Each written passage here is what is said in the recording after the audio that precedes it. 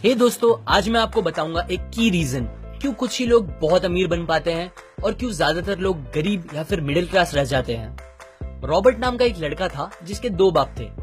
अब आप कुछ गलत मत समझिए, पहला उसका खुद का था पर दूसरा उसके दोस्त का बाप था जिसे वो अपना मुंह बोला बाप मानता था। पहले वाले ने पीएचडी की थी पर दूसरे ने कभी 8th भी पास नहीं की थी। दोनों बहुत ही स्मार्ट और हार्डवर्किंग थे पर दोनों की सोच बहुत ही अलग थी और दोनों रॉबर्ट को अलग अलग बातें सिखाते थे। पहला बाप बोलता था कि पैसा सारे फसाद की जड़ है, पर दूसरा बोलता था कि पैसा ना होना सारे फसाद की जड़ है। पहला रॉबर्ट को हमेशा महंगी चीजों के बारे में सोचने से मना करता था और कहता था कि वो हमारी हैसियत के बाहर है। दूसरा उसे कहता था कि वो सोचे और अलग अलग रास्ते ढूंढे जिससे वो सारी महंगी चीजें खरीद सके। ये करने से उसका दिमाग तेज होगा और नए आइडियाज भी मिलेंगे। पहला उसे कहता खूब मेहनत कर, अच्छे से पढ़ लिख ताकि तुझे बड़ी कंपनी में नौकरी लगे और तू बड़ा इंसान बन पाए। दूसरा कहता था तू खूब पढ़ मेहनत कर पर खुद की कंपनी खोल ताकि तू खूब सारी नौकरियां लोगों को दे पाए। रॉबर्ट के पास एक एडवांटेज था, उसने अपने दोनों बापों को अपनी अलग अलग सोच के साथ बढ़ते और उनकी तरक्की देखी।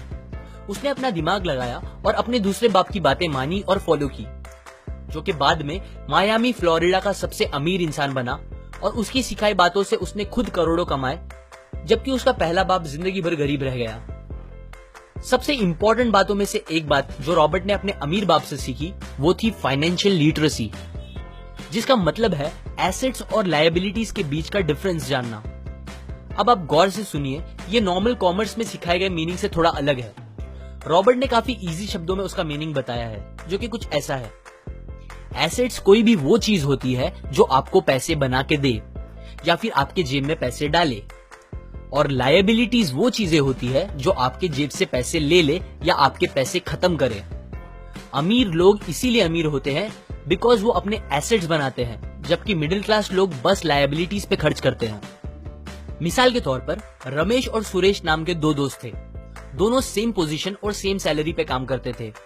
जब भी उन्हें सैलरी मिलती, रमेश अपनी सैलरी से नए कपड़े, नए गैजेट्स, नया फोन, बाइक या कार ऐसी चीजें खरीदता था जो उसे अमीर जैसा फील कराती थी।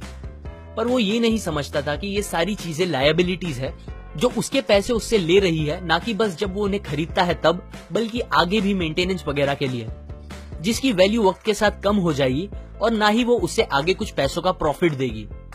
बट सुरेश ऐसा नहीं था। वो ये सारी चीजें नहीं खरीदता था जब तक कि उसके लिए बहुत जरूरी ना हो वो चीज खरीदना। वो पैसे जमा करता था और एसेट्स पे खर्च करता था, जैसे कि स्टॉक्स, बॉन्ड्स, रियल एस्टेट, अपनी खुद की स्किल्स बढ़ाने के लिए या कुछ सीखने के लिए जो उसे आगे और पैसे बना के दे।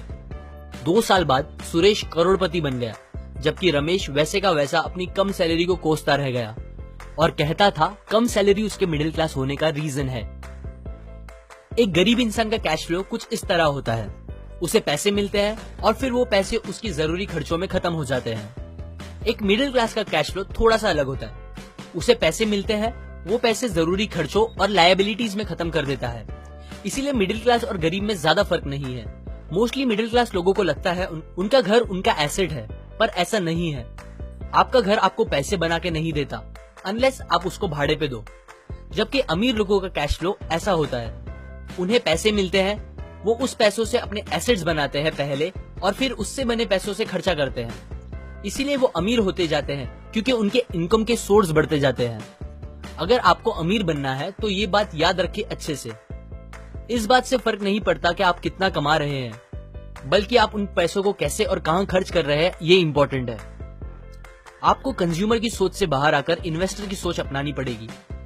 लोग कंप्लेन करते हैं उनकी खराब कंडीशन का रीजन उनकी कम सैलरी है और सैलरी बढ़ेगी तो वो आराम से रहेंगे, पर प्रॉब्लम ये है कि इनकम बढ़ने के बाद लोगों के खर्चे ज्यादा बढ़ जाते हैं, क्योंकि ज्यादा पैसे ज्यादा अच्छी चीजें खरीदने पे मजबूर करता है, जैसे कि एक बेहतर फोन, कार, घर, जो कि सब फिर से बस लायबिलिटीज है जो आपको कभी अमीर बनने नहीं देगी। ये बातें मैंने रॉबर्ट कियोसाकी की book rich dad poor dad से पढ़ी है, जो वो पहली बुक थी जिसने मेरी सोच चेंज की और बेहतर बनाई।